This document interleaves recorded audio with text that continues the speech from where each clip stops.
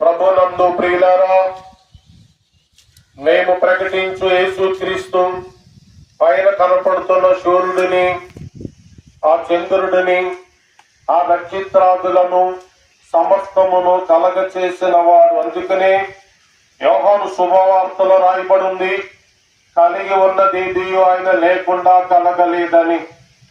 కాబట్టి యేసు ప్రభు సమస్త సృష్టికి ఆధారభూతుడని రాయబడింది.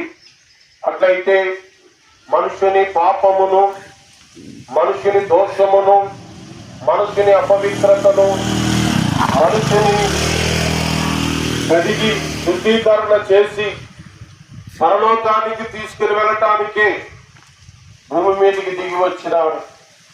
ఎందుకంటే ఆదామని మనుషుడు పాపములో పడ్డాడు.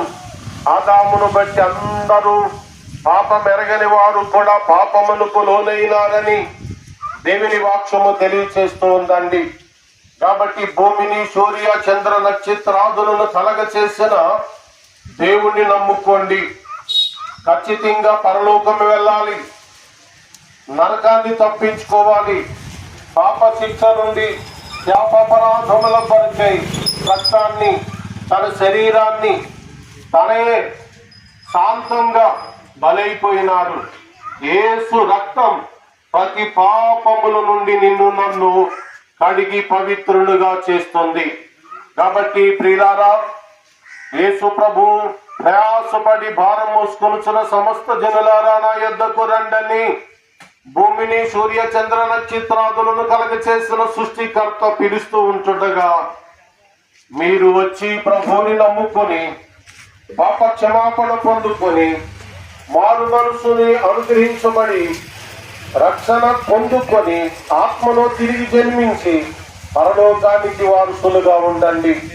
ఈ భూమి మీద ఏది మనం పట్టుకెళ్ళలేం, రక్షణ పట్టుకెళ్తాం. నమ్మిన వాడే ధన్యుడు, పరలోకము వాడిది. కాబట్టి ఒకవేళ ఎవరైనా నమ్మకపోతే మనం ఏమి చేసింది లేదు, కానీ నమ్ముకోవాలని అందరికీ గడ్డము పట్టుకుని బ్రతిమలాడుతూ ఉన్నాం. కాబట్టి నమ్మండి, రాబోతున్న నరకమని అగ్ని గంధకముల గుండమును తప్పించుకోండి. అట్టి కృప ఈ ప్రాంతపు వారందరికీ దేవుడు అనుగ్రహించి మీ ఆత్మలను కాపాడును గాక. ఆమేన్.